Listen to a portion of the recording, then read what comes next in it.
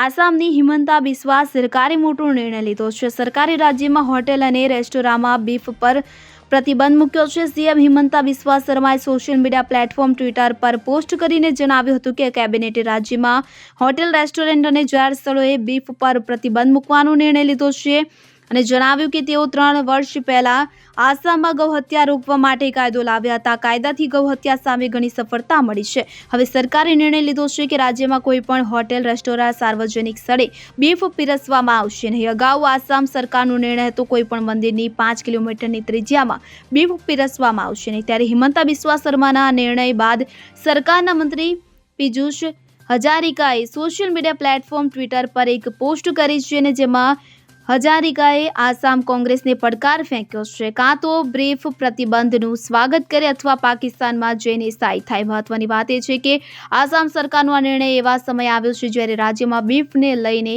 રાજકારણે જોર પકડ્યું છે. Bureau report CN24 news. હવે જુઓ દેશ દુનિયાની તમામ ખબરો તમારી આંગળીના ટેરવે. ઉઠાવો મોબાઈલ અને Google Play Store પરથી ડાઉનલોડ કરો અમારી CN24 ન્યૂઝ મોબાઈલ એપ.